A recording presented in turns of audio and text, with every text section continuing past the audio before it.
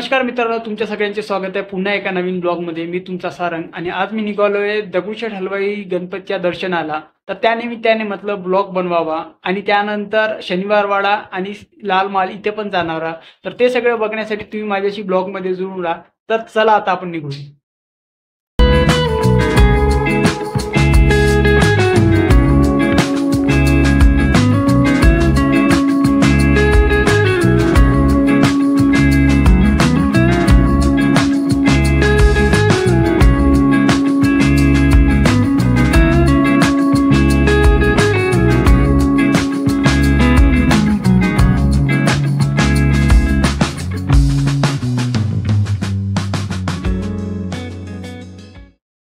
तर हे आहे स्वारगेट बस स्टँड आणि मी तुम्हाला मागच्या ब्लॉगमध्ये सांगितलं होतं की या बस स्टँडच्या पाठीमागे आहे ते मेट्रो स्टेशन. आपल्याला दगडूशेठला जाण्यासाठी दोन ऑप्शन असतात, एक म्हणजे स्वारगेट मेट्रो आणि दुसरं म्हणजे PMPL बस. स्वारगेट मेट्रोनी गेलं तर आपल्याला मॅक्स टू मॅक्स 3 ते 4 मिनटं लागतात. तेच PMPLनी गेलं तर आपल्याला मॅक्स टू मॅक्स 20 ते 25 मिनटं लागतात. आणि ते पण ट्रॉफिकवर डिपेंड आहे. कधीतरी जास्त ट्रॉफिक असेल तर मग वेळ पण वाढू शकतो. आणि स्वारगेट ते दगडूशेठ हे आपल्याला जे बसचं तिकीट आहे ते फक्त 5 रुपये आहे. ते आपल्याला स्वारगेट ते ABC आप्पाबळवंत चौक इथे नेऊन पोहोचवतं. आणि जर आपण मेट्रोनी गेलं तर ते आपल्याला मंडई चौकापर्यंत नेऊन पोहोचवतं. मेट्रोची जी तिकीट आहे ते आपण इथून काढू शकतो.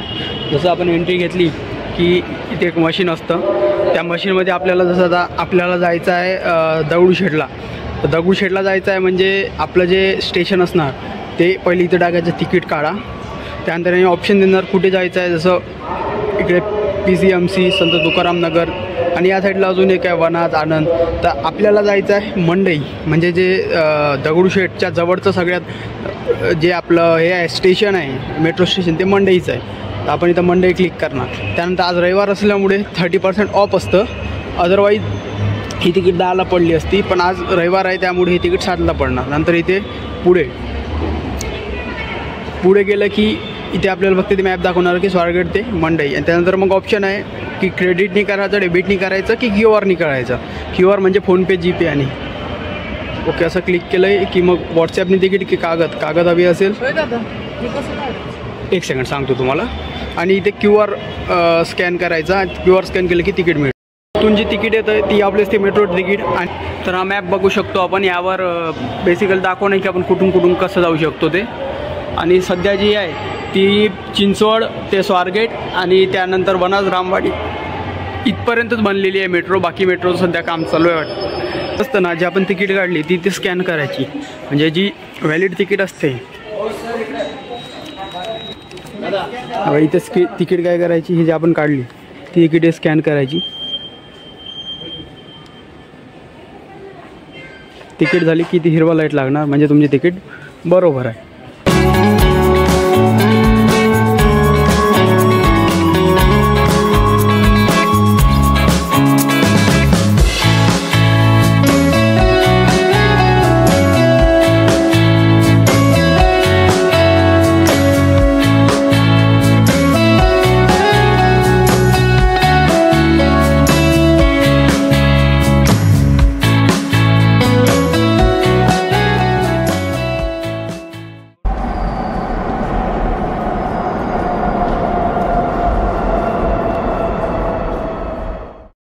तर आपण बघू शकतो मंडई स्टेशन आहे.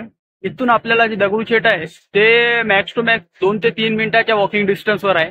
बसने आलो असतं तर आपल्याला ABC म्हणजे आप्पाबळवंत चौकाला सोडलं असतं. तिथून पण वॉकिंग डिस्टन्स 2 ते 3 मिनिटाचं आहे आणि इथून पण 2 ते 3 आहे. पण मेट्रो सोयीस्कर आहे.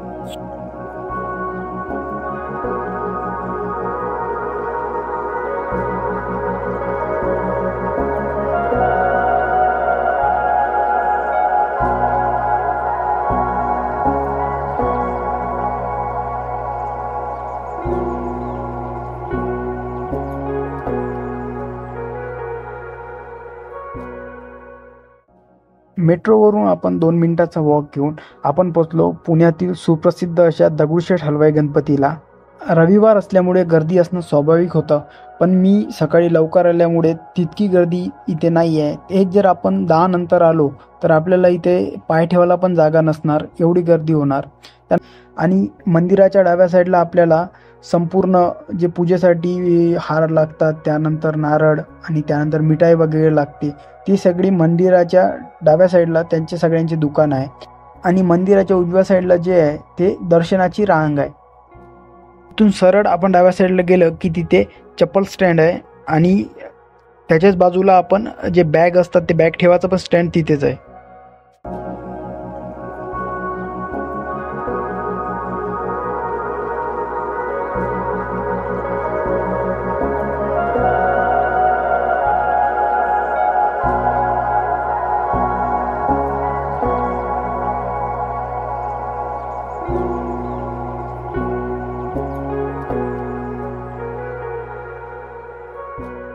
मंदिराच्या फोटो व्हिडिओ शूट करण्यास परमिशन नसते, त्यामुळे पुढे मला शूट करता नाही आलं. गणपतीचं दर्शन झालेलं आहे आणि आता मी बाहेर पडलेलो आहो.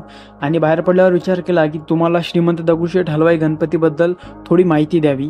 तर श्रीमंत दगडूशेठ हलवाई हे त्या काळातले पुण्यातील सुप्रसिद्ध मिठाईचे व्यापारी होते आणि दत्त मंदिर हे त्यावेळी त्यांचे निवासस्थान होते. असं म्हणतात की पुण्यामध्ये त्यावेळी खूप प्लेग पसरला होता आणि त्या प्लेगमध्ये त्यांचा एकुलता एक मुलगा याचा मृत्यू झाला. त्यामुळे ते खूप दुःखात होते. त्यावेळी त्यांचे गुरु म्हणजे माधवराव महाराज यांनी त्यांना सांगितले की तुम्ही दत्ताची आणि गणपतीची एक मूर्ती बनवा आणि त्या मूर्तींची मुलाप्रमाणे काळजी घ्या. मग दगडूशेठजींनी दत्ताची संगमवरी आणि गणपतीची मातीची मूर्ती बनवून घेतली आणि 1893 साली लोकमान्य टिळक यांच्या हस्ते गणपतीच्या मूर्तीची प्राणप्रतिष्ठा करण्यात आली.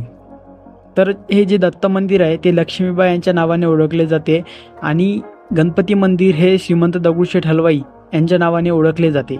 आणि जी 1893 मध्ये जी पहिली मूर्ती बनवण्यात आली होती ती मूर्ती आज पण आपल्याला शुक्रवार पेठेतल्या 11 मारुती मंदिरात बघायला मिळते. ती आज पण तिथे ठेवलेली आहे. तर ही श्रीमंत दगडूशेठ हलवाई आणि मंदिराबद्दल थोडीशी तुम्हाला माहिती सांगितली.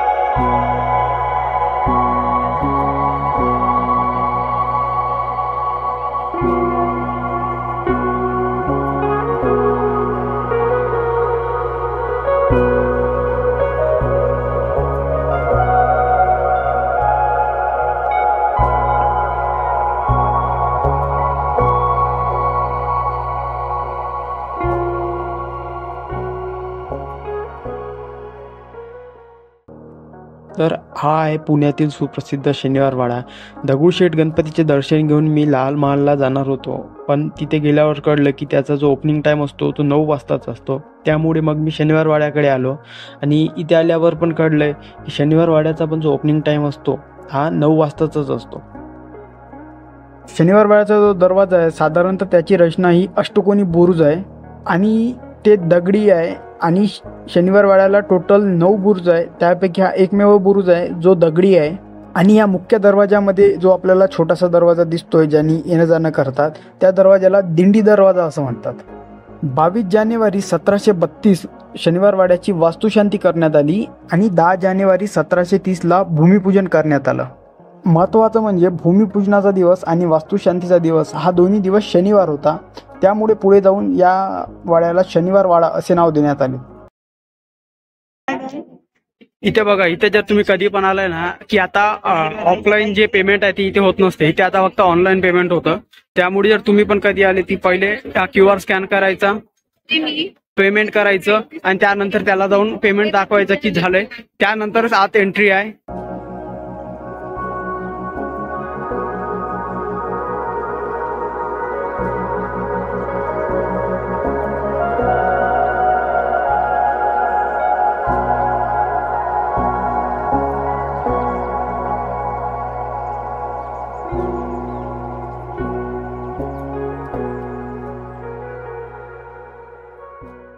हे जे आपण बघत आहोत ते विहीर आहे. त्या काळी शनिवार वाड्यात पाण्याचा मुख्य स्रोत हा विहीरच होता. असं म्हणतात की वाड्यात मोठ्या प्रमाणावर विहिरी होत्या. त्यातल्या काही राजवाड्याच्या प्रांगणात तर काही बागांमध्ये होत्या आणि वाड्यामध्ये मोठ्या प्रमाणावर पाण्याची टाकी पण होती, ज्यामध्ये ते पाणी साठवून ठेवायचे. आणि रहाट याचा वापर हा बेसिकली विहिरीतून पाणी काढण्यासाठी केला जायचा. ते बैलाच्या मदतीने रहाट फिरवल्या जायचं आणि त्यातून विहिरीतून पाणी बाहेर काढल्या जायचं. शनिवार वाड्याच्या हिस्ट्री सांगायची झाल्यास मग सांगितल्याप्रमाणे 22 जानेवारी 1732मध्ये या वाड्याची वास्तुशांती करण्यात आली. हा वाडा पहिले बाजीराव पेशवे यांच्या कारकिर्दीत बांधण्यात आला आणि वाड्याच्या बांधकामासाठी 16,110 रुपये खर्च करण्यात आला. म्हणजे हा खर्च त्यावेळी खूप जास्त होता, त्यावेळीच्या प्रमाणे 16,000 म्हणजे. आणि या वाड्याला टोटल 5 प्रमुख दरवाजे आहे. एक म्हणजे दिल्ली दरवाजा, दुसरा मस्तानी, तिसरा नारायण आणि चौथा खिडकी दरवाजा आणि 5वा म्हणजे गणेश दरवाजा. तर जो मुख्य दरवाजा आहे तर त्या दरवाजाला दिल्ली दरवाजा असं म्हणतात. 31 ऑगस्ट 1773 हा दिवस शनिवार वाड्याचा एक काळा दिवस म्हणून पाळला जातो, कारण या दिवशी नारायणराव पेशवे यांची हत्या करण्यात आली. नारायणरावाच्या हत्येचा संपूर्ण प्लान हा त्यांच्या काकानेच म्हणजे रघुनाथराव यांनीच केला होता.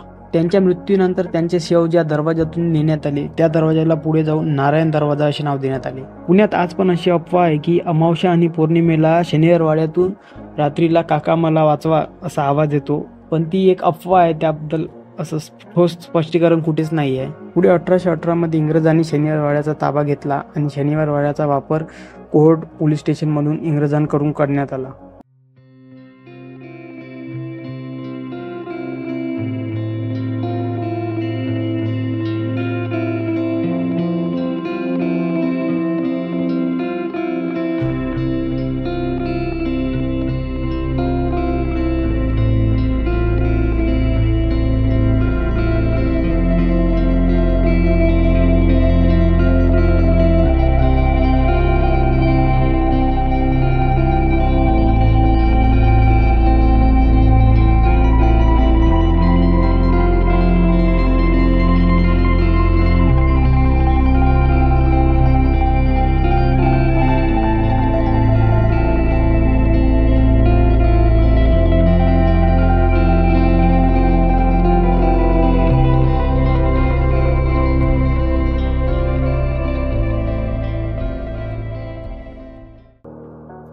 यामध्ये शनिवार वाड्याबद्दल माहिती दिलेली आहे. तुम्हाला वाचायचं असल्यास तुम्ही व्हिडिओ पॉज करून वाचू शकता. तर ही आहे पेशव्यांची वंशवाडा. यामध्ये आपल्याला बाळाजी विश्वनाथ यांच्यापासून तर सवाई माधवराव यांच्यापर्यंत सगळ्यांची नावं दिसतात. या वाड्याचा जो आता पाया आहे त्यामध्ये आपल्याला सगळ्या गोष्टीची रचना कशी होती ते दिसतंय. त्यावरून एक लक्षात येतं की हा वाडा ज्यावेळी साक्षात उभा असेल त्यावेळी हा वाडा किती सुंदर असेल याची फक्त आपण सध्या कल्पनाच करू शकतो की किती सुंदर असेल हा वाडा. तर 1828ला ज्यावेळी शनिवार वाडा इंग्रजांच्या ताब्यात होता त्यावेळी इथे एक भीषण आग लागली आणि या आगीमध्येच हा वाडा त्यावेळी संपूर्ण जळून गेला. म्हणतात की ती आग इतकी भयंकर होती की या वास्तूमध्ये असलेले दगड सुद्धा त्या आगीमध्ये जळून गेले.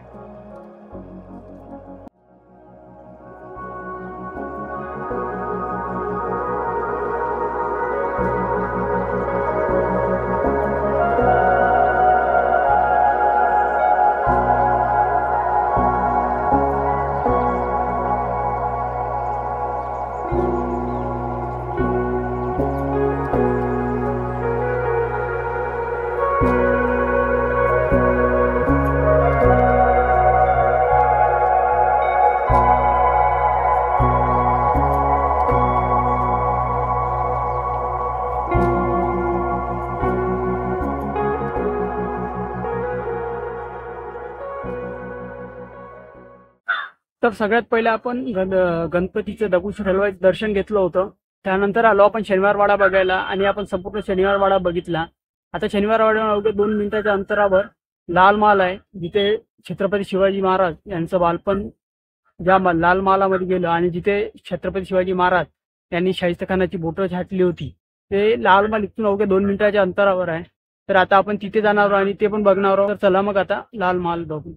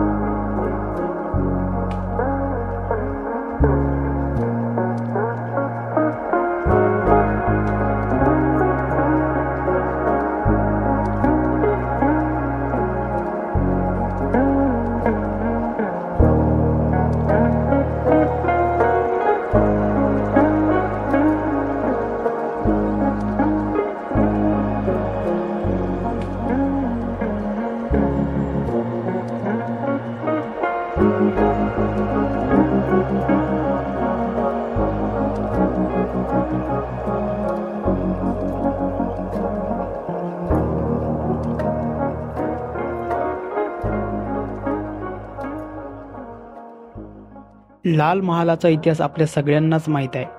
त्यावेळी शाहिस्त खान त्याच्या 1,00,000च्या फौजेनिशी पुण्यात आला. त्यावेळी त्याचं वास्तव्य लाल महालमध्ये होतं. त्या फौजेने पुणे परिसरात खूप धुमाकूळ घातली होती. त्यावेळी त्याचा बंदोबस्त करण्यासाठी छत्रपती शिवाजी महाराज यांनी लाल महालवर हल्ला चढवला होता.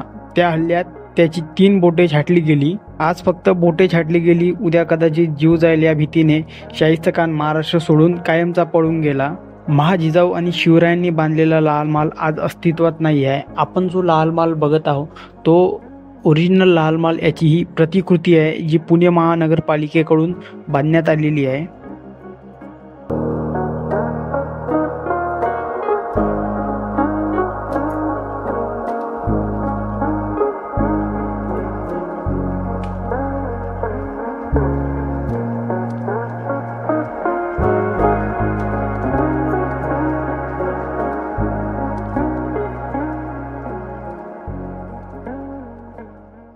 लाल महाल बघितल्यानंतर परत मी निघालो मग रूमकडे यासाठी. म्हटलं येतानी मेट्रोनी चाललो तर जातानी पण मेट्रोनीच जावं. त्यामुळे मग मी मेट्रो स्टेशन जे मंडई इथे आहे मग तिथे जाण्यासाठी निघालो.